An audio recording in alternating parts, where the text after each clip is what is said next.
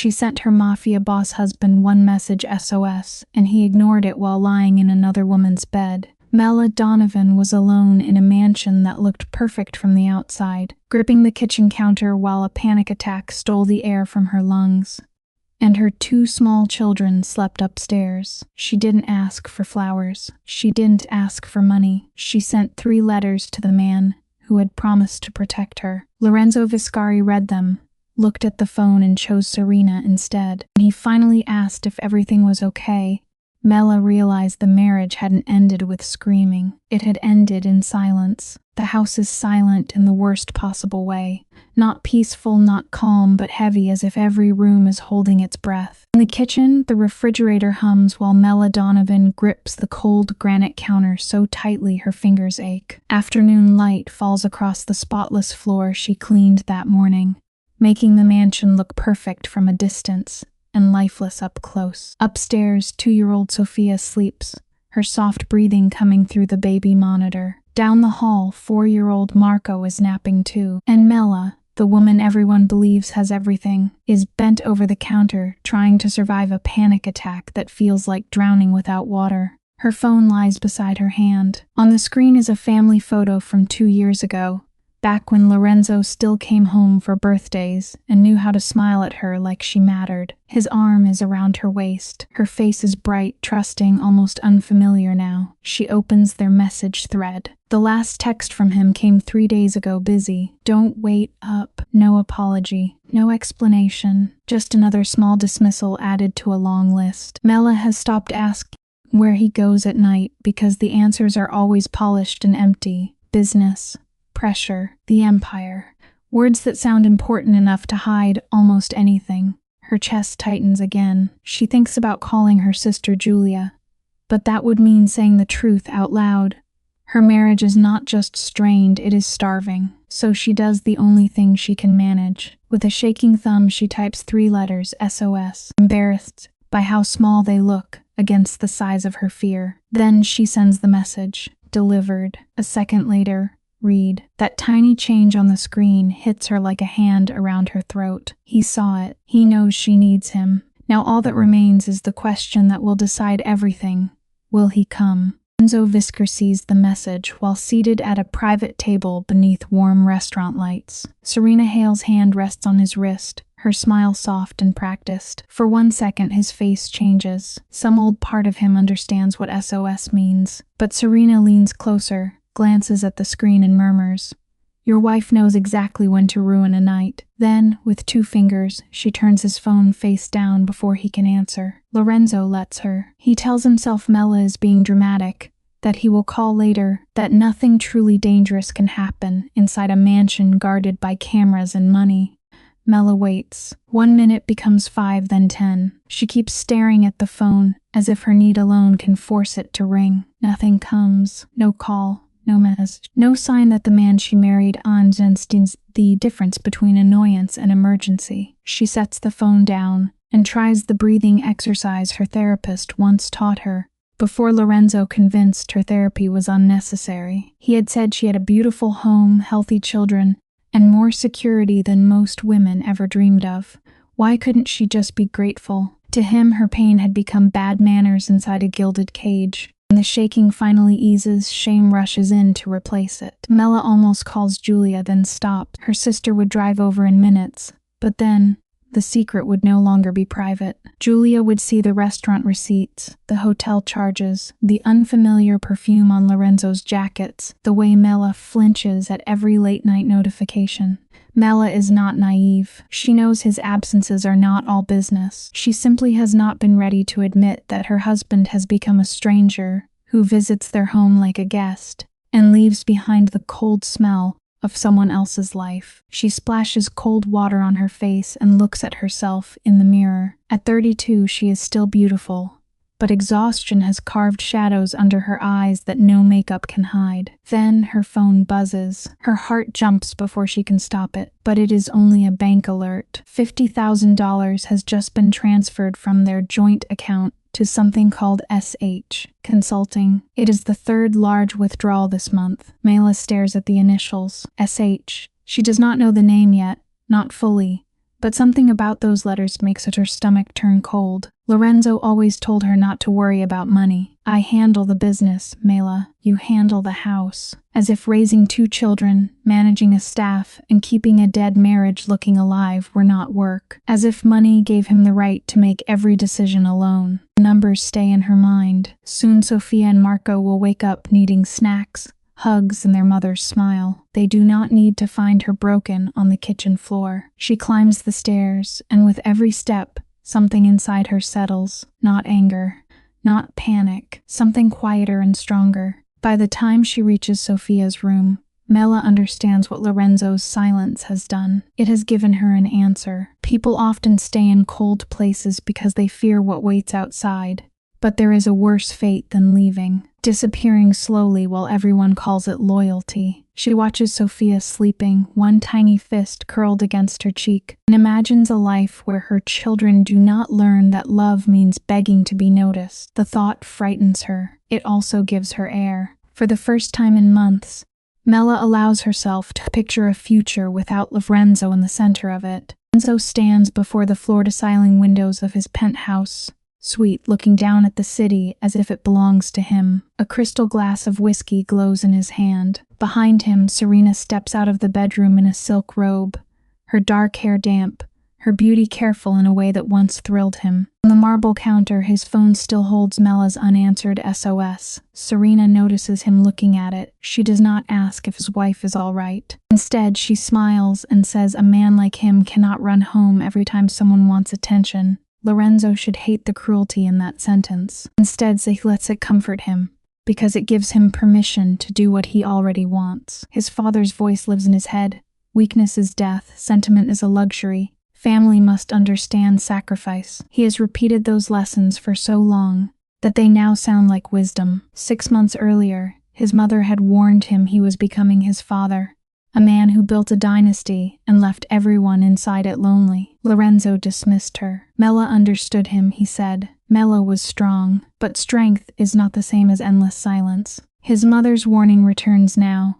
Don't lose your family while trying to build a kingdom. He looks again at the phone. SOS. 3 letters, small enough to ignore and large enough to condemn him. Serena crosses the room and picks up his jacket from the chair. For a moment, Lorenzo notices how easily she moves through his private things, how quickly she learned where he keeps his keys, his wallet, his passcodes. She slips his black card back into place with a smile.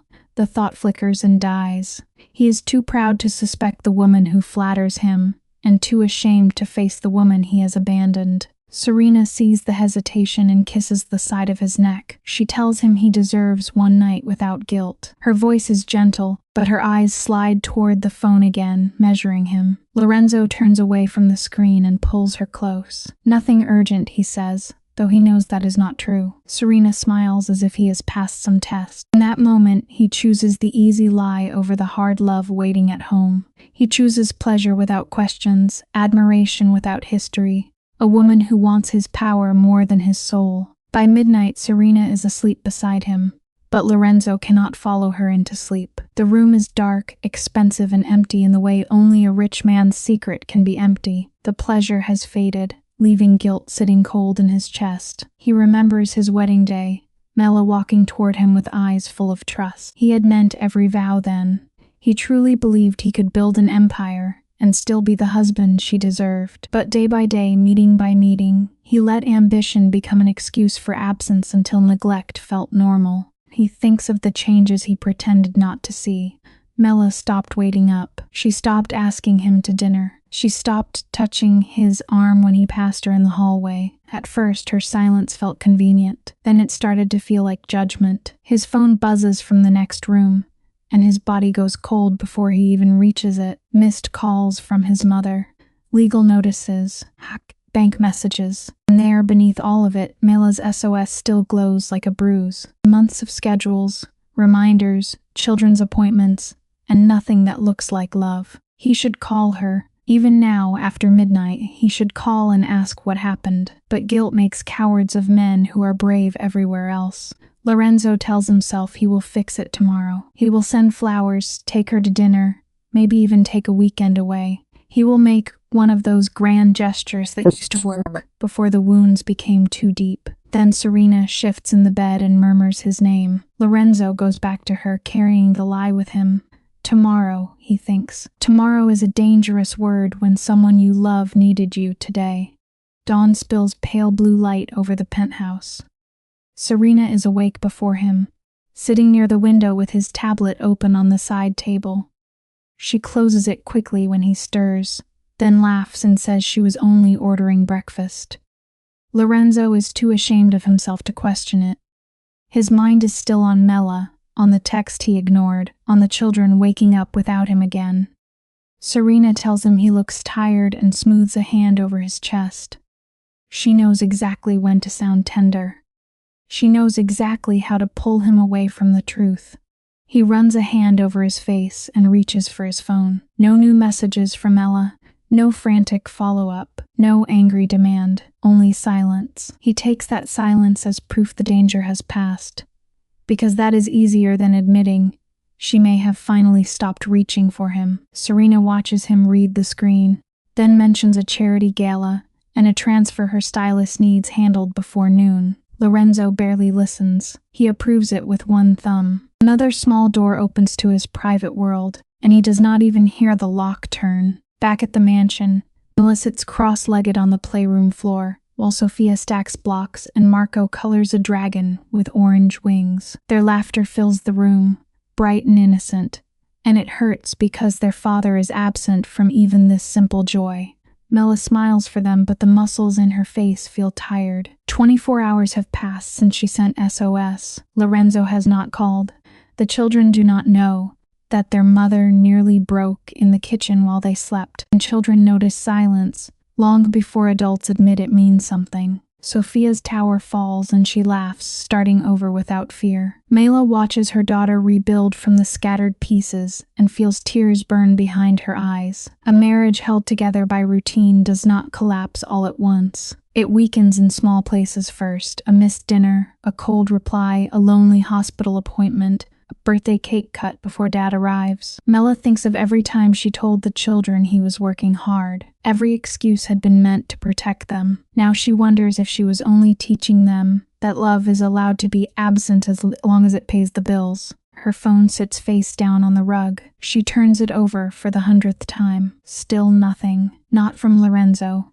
Only calendar reminders, grocery deliveries, and another bank email she cannot bring herself to open. She considers calling him, but she already knows the conversation. He will sound busy. She will apologize for needing too much, and some crisis will steal him again. The cycle has become its own kind of prison. Then Sophia climbs into her lap, cups Mela's cheek in both tiny hands, and whispers, "Mama sad." Mela forces a smile and says she is only tired, but Marco stands in the doorway, watching with eyes too serious for a 4-year-old. "Daddy makes you sad," he says. He is always gone now. The words land harder than any accusation an adult could make. Mela wants to defend Lorenzo out of habit, to say he works hard, to say he loves them, to keep the family story intact, but the lie sticks in her throat. Marco is learning what love looks like from the life she is living in front of him, and that realization frightens her more than being alone ever could. Later, after the children are asleep, Mela enters the master bedroom for the first time in days. She has been sleeping in the guest room, pretending it is because Lorenzo comes home late and needs rest. The truth is simpler and sadder. She cannot bear lying beside someone who is physically close and emotionally gone. The room feels like a museum of a marriage. His expensive watches, her books, 2 lives sharing walls, not warmth. She opens his nightstand, not because she wants to search, but because her hand already knows the answer her heart has been avoiding. Inside are receipts from restaurants she has never visited, a hotel keycard, and a folded invoice from SH Consulting. Beneath it is a velvet box. For one foolish heartbeat, Mela thinks it might be an apology, maybe something he bought because he remembered her. She opens it and finds a sapphire pendant, beautiful enough to hurt and impersonal enough to explain everything. No note, no tenderness, just money pretending to be remorse. Then her eyes catch a printed message tucked under the box. "Don't forget the second transfer. Serena." The initials from the bank alert finally have a name. Mela sits on the edge of the bed with the sapphire box in her lap. Strangely, she does not scream. The discovery does not shock her the way it should, because some part of her had known. What cuts deeper is not the affair itself, but how careless he became with the life he was destroying. He did not even hide the evidence well. That is what neglect does. It makes a man believe the woman at home will keep absorbing pain forever. Then her phone buzzes. Lorenzo's name appears at last. For one final second, hope tries to rise. The message is almost insulting in its calmness. Sorry, busy day yesterday. Everything okay? Mela reads it twice, stunned by the smallness of it. After an SOS, after a full day of silence, after receipts, transfers, perfume, and a mistress's name tucked inside his drawer, he offers 6 careless words, as if checking whether she remembered to buy milk. Her fingers hover over the keyboard. She could rage. She could list every wound. She could beg one last time to be seen. Instead, a strange calm fills her. Some marriages end in screaming. Others end when one sentence proves there is nothing left to explain. Don't worry about me anymore, she types. Just take care of the children when you see them. I don't have the strength to keep fighting for something you gave up on a long time ago. She sends it before fear can edit her courage. The message turns to read almost instantly. 3 dots appear, disappear, return. Her heart pounds despite herself. Maybe this will finally wake him. Maybe he will call, leave the meeting, come home, ask what he has done. His reply arrives. Mela, what are you saying? Can we talk later? I'm in the middle of something important. A small dry laugh escapes her. Even now, standing on the edge of losing his family, Lorenzo still puts her second. There is always something more important. A meeting, a deal, a woman, an empire, a hunger to prove himself to a dead father. Mela looks at the open drawer, the pendant, the name Serena, and the proof of money moving out of their life. Then she types with a steadiness that feels almost foreign. No, we can't talk later. We are done. She sends it, turns off the phone, and for the first time all day, the silence feels like protection. The fear does not vanish, but it changes shape. It becomes movement. Mila pulls a suitcase from the closet and packs only what matters. Clothes for the children, their favorite stuffed animals, passports, birth certificates, medical files, a small envelope of cash Julia once insisted she keep hidden for emergencies. She leaves the sapphire pendant on the bed. Lorenzo can keep the mansion, the designer furniture, and the rooms polished for guests who never see the loneliness inside them. She wants her children. She wants air. She wants a life where love does not feel like waiting outside a locked door.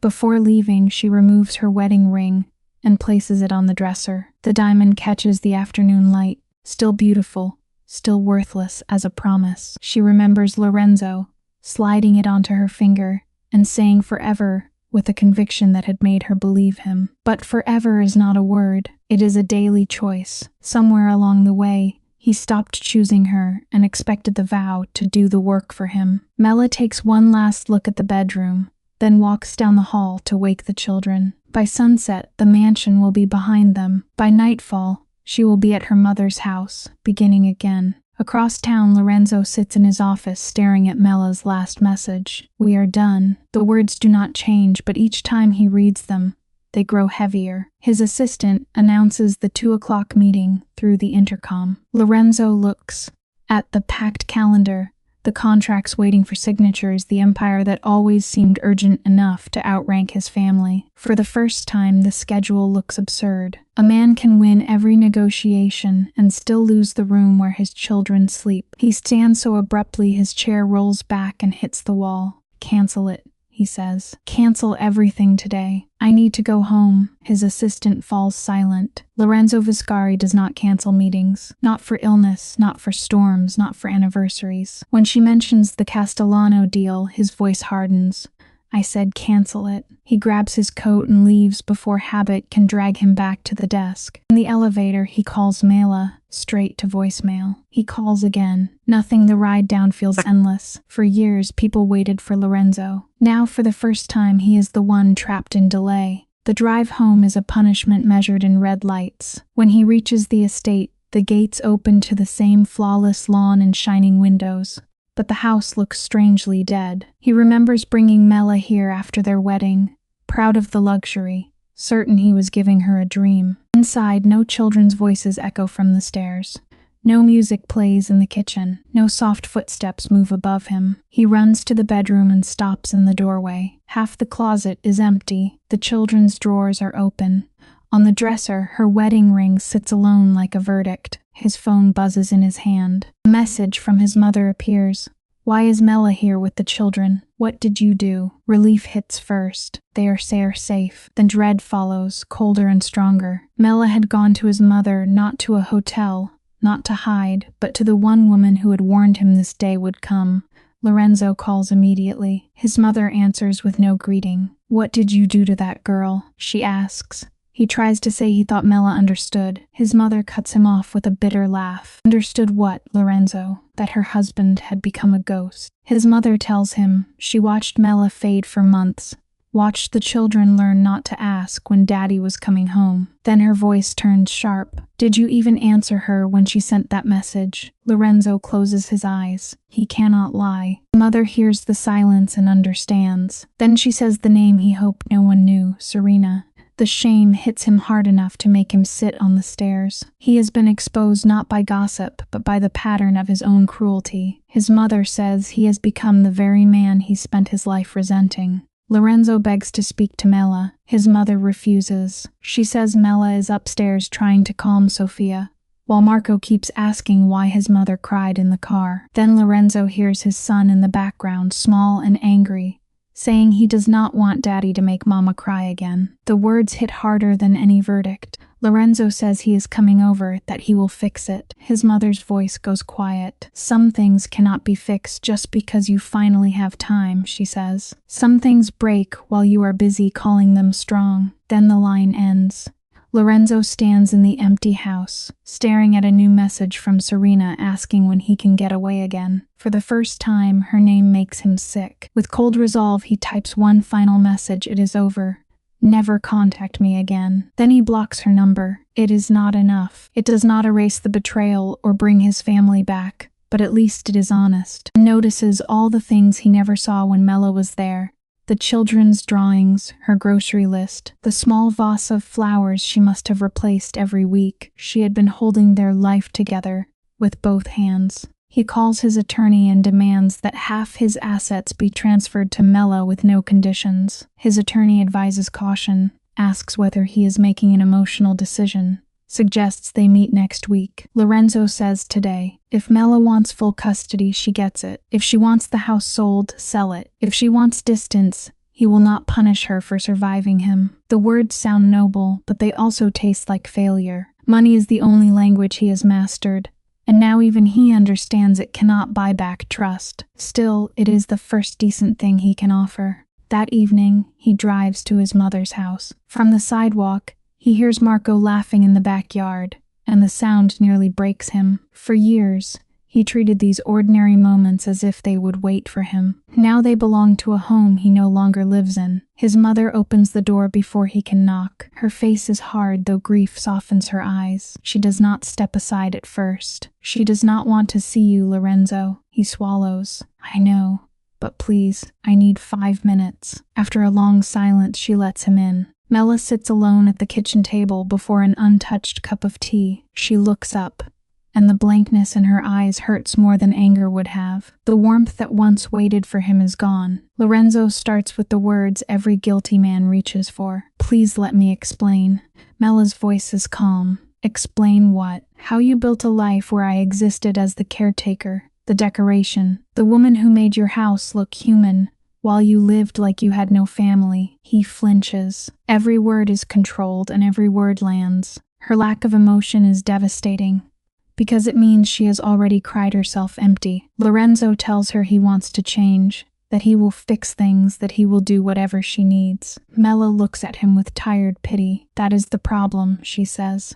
"You think there is a list. Flowers, apologies, more time at home, a bank transfer. I needed a husband who noticed I was drowning before I had to send SOS. I needed you to choose me before there were consequences." Lorenzo reaches across the table, but she pulls her hand back before he can touch it. "Now that I left, you suddenly have time," she says. "What happens next month when the pressure returns? What happens when the next deal needs you? or the next beautiful woman tells you that you deserve to escape. Lorenzo tries to protest, but the words die. Mela says the children heard too much silence. Marco already thinks fathers disappear when work is important. Sofia already reaches for me first, because she does not know if you will stay. I will not raise them inside a marriage where love has to beg for a place on the calendar. She stands, and the chair scrapes softly against the tile. You can see the children, Lorenzo. I will never keep them from you if you are safe and present. But our marriage ended long before yesterday. Yesterday was only the funeral. He steps after her, desperate. You and the kids are my priority. Mila gives him a small, heartbreaking smile. No, we are what you are afraid to lose. That is different. I spent years competing with your empire and your ego. I am done. Then she walks out, leaving him with the cup of tea going cold between them, knowing she is right. 3 months pass, and Lorenzo learns the slow punishment of becoming a visitor in his own children's lives. Wednesday afternoons. Every other weekend. School events if Mela tells him in time. And the company does not collapse. His managers handle meetings. Contracts still close. Clients still survive a delayed call. The truth humiliates him. So many sacrifices he called necessary were really choices. He had built a prison out of his ambition, and then asked his family to admire the architecture. All those years of saying the office needed him, more than his family, had been a polished excuse. The company was still standing, deals still closed, people still respected him. What changed was only his understanding of cost. He started leaving meetings unfinished, answering school calls first, and learning the names of pediatricians, teachers, and favorite cartoons. Every small act of presence showed him how little effort it would have taken before. That knowledge became its own punishment. He had not been trapped by the empire. He had chosen the empire because it demanded less emotional courage than home. On a Wednesday afternoon, he pulls into his mother's driveway. Chalk drawings cover the pavement. A small bicycle leans against the steps. The front door opens and Marco runs out yelling, "Daddy." Lorenzo kneels with his arms open, but Marco stops halfway. For a second, the boy just looks at him, uncertain. Then he walks forward instead of running, and lets Lorenzo hug him. That tiny hesitation hurts more than rejection, because it shows exactly what Lorenzo has damaged. Sofia appears behind him, holding Mela's hand, and whispers, "Are you staying this time?" Mila stands in the doorway, healthier than he remembers. The shadows under her eyes have faded. Her shoulders are no longer curled inward. She looks lighter, steadier, alive in a way she was not during their last year together. The realization hurts with quiet precision. She is healing without him. Marco wanted to wear the shirt you bought him, she says, and Sofia chose her favorite dress. Lorenzo nods, swallowing the ache in his throat. "I thought we could go to the park and get ice cream." Mela agrees, then adds, "Back by 7. The boundary is calm, clear, and immovable." Before leaving, Lorenzo asks if they can talk when he brings the children back. Mila's face tightens, but she does not refuse. 30 minutes. She says, "That is all I can give you." The afternoon is painfully sweet. Lorenzo keeps his phone off. He pushes Sofia on the swings, watches Marco climb, listens to every sentence as if it is holy. Over ice cream, his phone lights up with an urgent call from the office. Marco looks at it, then at him. Lorenzo declines the call. Marco smiles for the first time that day, and Lorenzo feels both grateful and ashamed. Later in the garden, Marco asks the question Lorenzo has been dreading. "Why can't you and Mama live in the same house?" Lorenzo pulls him close and says grown-ups sometimes make mistakes, but both parents love him more than anything. Marco frowns. "Then why did you keep missing my games?" The question is small, direct, and impossible to soften. Lorenzo tells him he was wrong. He says it without excuses. Nearby, Sofia slips while running and cries for Mama before looking at him. Lorenzo kneels there, helpless, finally seeing what absence has taught his children. 7 o'clock arrives too soon. The children fall asleep in the back seat, sticky from ice cream and tired from play. At the door, Mela lifts Sofia while Lorenzo carries Marco inside. Their movements are quiet and practiced, like two people moving around the wreckage of something that used to be home. After the children are in bed, she leads him to the patio. 2 mugs sit on the table, an echo of nights when they talked for hours. Now the silence between them has rules. Mela sits down and asks what he wants to say. All the speech he rehearsed falls apart. "I changed," he says. "I delegated. I'm home by 6 now, even when the house is empty. Mela listens politely, not cruelly, but like someone hearing news from a country she no longer lives in. He tells her Serena is gone, blocked, erased from his life. Mela only nods. He talks about therapy, about finally understanding his father's shadow, about becoming the man he should have been. She takes a slow sip from her mug. I am glad you are getting help, Lorenzo, she says, and I mean that, but it does not make me your wife again. The finality of her answer knocks the breath out of him, bringing up the children, the years they shared, the good memories buried beneath the damage. Mela sets her cup down. You keep talking about what we had, she says, but I lived inside what we became. I was lonely beside you. I was humiliated by your absence. I was raising your children while you spent nights with someone else and called it pressure. You only saw the fire after I left the house. That is not love waking up. That is fear losing control. Because that is what you manage best, she continues. Crisis, losses, consequences. But a marriage is not a company in trouble. It cannot be saved with a late strategy and a few dramatic decisions. It has to be cared for in the boring hours, in the tired evenings, in the moments no one applauds. Lorenzo wants to say he can do that now. Maybe he even can. But wanting to become different after the damage is done does not erase the years she spent waiting.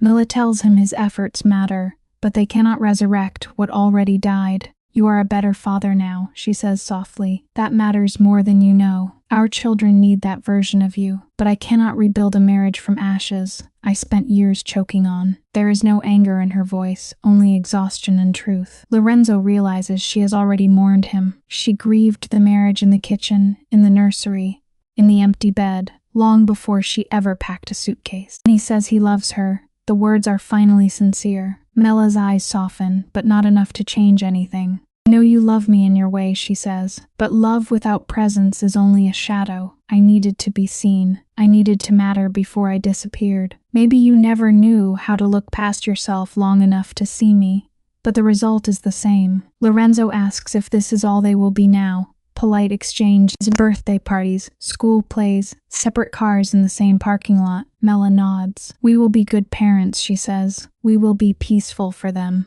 But the marriage stays over. Evening fades to blue around the patio. Lorenzo lowers his head. I am sorry, he says, for not being the husband you needed, for waiting until it was too late. Mela looks at him steadily. Yes, she says, you did wait too long. The words are not cruel. That makes them harder to survive. Then he asks the question that has haunted him since he first saw her looking lighter without him. Are you happy, Mela? Really? She looks toward the upstairs window where the children are asleep. I am getting there, she says. It is hard, but I am not shrinking anymore to fit inside your life. So yes, she continues, I think I am moving toward happy. And it destroys the last fantasy he had been protecting. She is rebuilding herself without him. Brick by brick. Lorenzo stands slowly. I should go. Thank you for being honest. Mela remains seated calm beneath the porch light. We are both Marco and Sophia's parents, Lorenzo. We will be in each other's lives forever. We might as well make it peaceful. He nods because peace is all she is offering.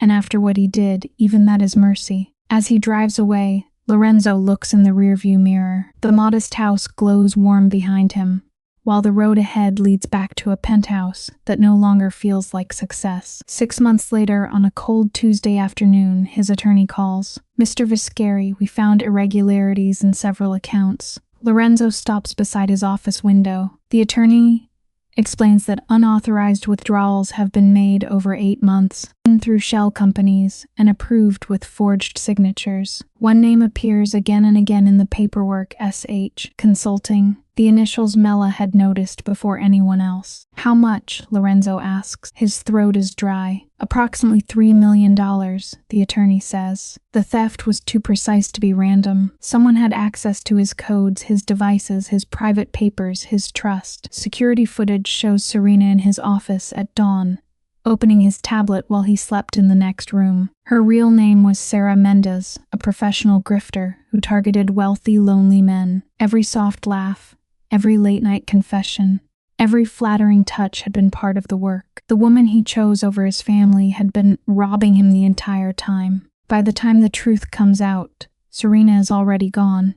probably wearing another name in another city. Lorenzo should feel rage, but what rises instead is a hollow, almost perfect shame. He traded a loyal wife for a lie that emptied his accounts. He thought wealth made him powerful, when it only made his loneliness easy to exploit. Soon the gossip reaches Mila. She calls late one evening. Her voice is calm without cruelty. "I heard about Serena," she says. Lorenzo stands in the dark penthouse and looks at the city below. For the first time, its glitter seems cheap. "I am sorry, Lorenzo," she says. "I know this must be difficult." "Don't," he whispers. "Please don't be sorry for me. I earned this." Mela sighs, and the sound carries too much history. "The kids have been asking why you seem sad during visits. Marco notices more than you think." Lorenzo closes his eyes. Even now, after everything, she is thinking about how his pain reaches the children. "Tell them I am fine," he says, though his voice shakes. "I destroyed our marriage for someone who was robbing me blind. I ignored you when you needed me, because I was busy being fooled." Mela answers gently, "You are still their father. That still matters." He leans his forehead against the cold glass. "I do not deserve your kindness." "Maybe not," she says. "But our children deserve peace. You made terrible choices, Lorenzo. Now you have to live honestly with what those choices cost. Our family still exists. It just does not look the way you once expected." After they hang up, the penthouse feels enormous. He pours a drink, then leaves it untouched. The hardest road back to truth is the one you begin after burning the bridges yourself. The business empire his father built and Lorenzo expanded feels less like a throne now and more like a cage made of glass. He scrolls through photos from the weekend, Marco with chocolate on his cheeks, Sophia asleep on his chest, one small hand curled around his shirt. These pictures prove he is learning to show up. They also remind him of who is no longer there to see it. Mela meets him at school handoffs with kindness and distance. No hatred, no hope, just a calm boundary. Real wealth, Lorenzo understands too late, was never the fortune. It was the trust he spent as if it could not run out. At family gatherings, he sometimes watches Mela from across the room. She laughs more easily now. Her shoulders are loose. She no longer scans the door, waiting for someone who promised to come and didn't. There is no bitterness in her eyes, but there is no warmth for him either. That absence is its own sentence. She is better without him, and everyone can see it. His neglect was not one dramatic failure. It was a slow poison administered through empty chairs, unanswered texts, and promises postponed until they meant nothing. 2 years pass, and Lorenzo keeps therapy, keeps his schedule, keeps learning too late. Marco starts kindergarten. Sophia enters preschool. Lorenzo is there now at drop-offs, recitals, doctor's appointments, parent nights. He knows their teachers' names. He packs snacks. He turns off his phone during visits. He is becoming a father his children can trust. But at night, the penthouse waits for him with its perfect silence. The city lights reflect in the windows, bright and useless. Success tastes like ash when there is no one to come home to. He finally sees the truth he once mocked.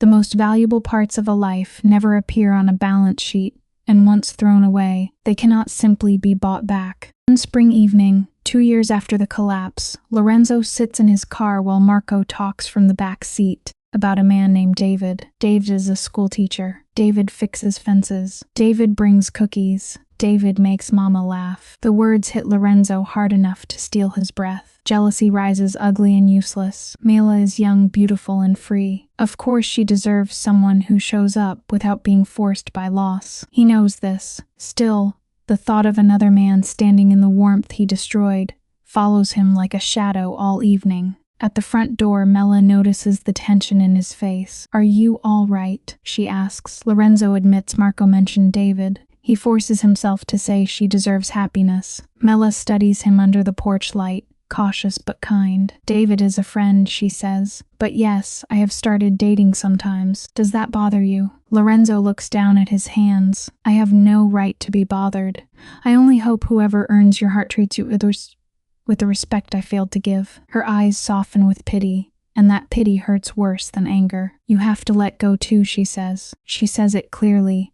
Their marriage must stay dead and buried. No, she is right. even as his heart resists the finality of it. A week later at Marco's school play, he sees David for the first time. The man stands beside Mela holding Sophia's coat, laughing quietly when Mela laughs. He is not flashy. He does not command the room. He simply pays attention. When Sophia gets nervous and reaches for Mela, David kneels and gently offers her the stuffed rabbit she dropped, and understands the difference between being impressive and being present. His transformation is real, but it is a redemption that arrived late. Lorenzo is a better man now, and he is a better man alone. He lives at the edge of his children's lives, no longer the anchor but the father who arrives on schedule and leaves when the clock says he must. He blames no one else. He chased admiration, freedom, and power, and he received all of them, only to discover they were cold in his hands. In his quietest hours, he accepts the punishment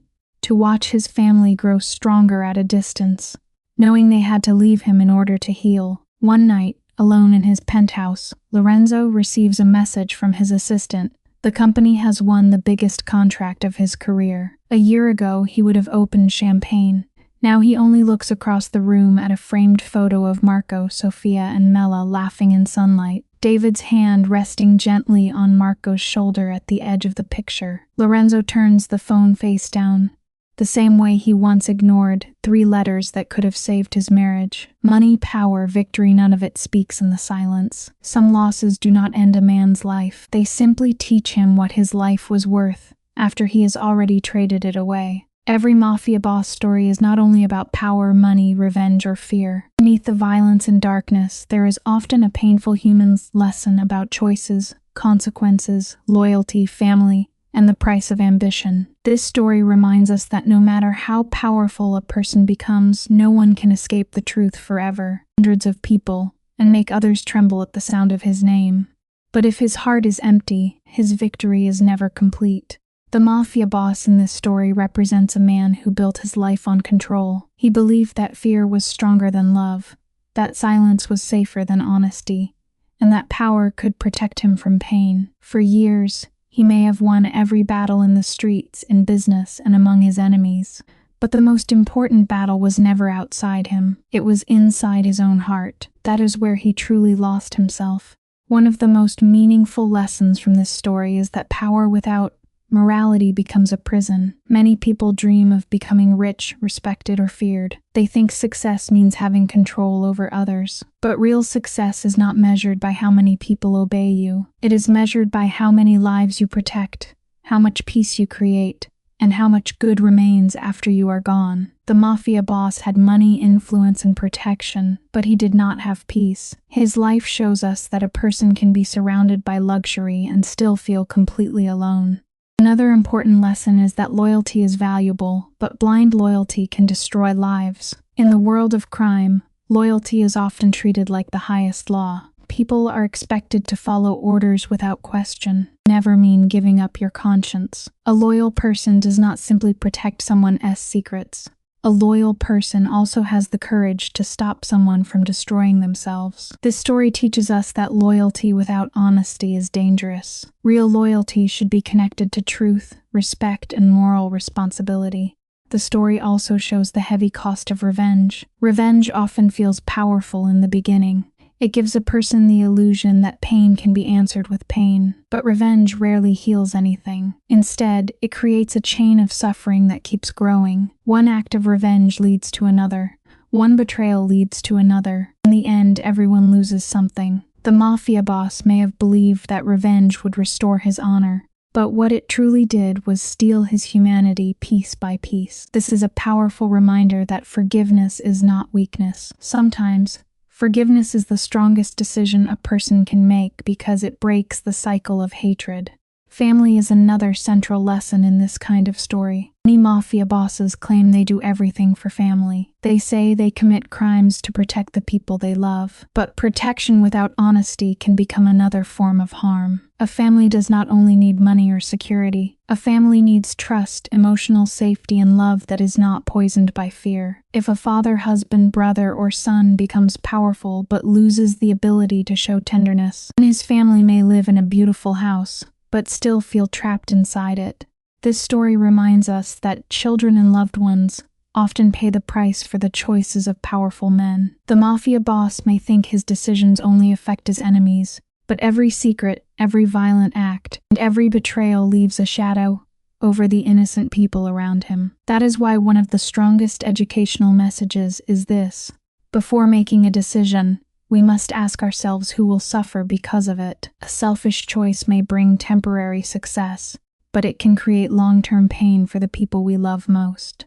Another meaningful point is the danger of pride. Pride can make a person refuse to apologize, refuse to change, and refuse to admit they are wrong. The mafia boss may have spent years believing that saying sorry would make him look weak, but in reality, the ability to apologize is a sign of strength. It takes courage to face the damage we have caused. It takes maturity to admit that we hurt someone, and it takes true character to change before it is too late.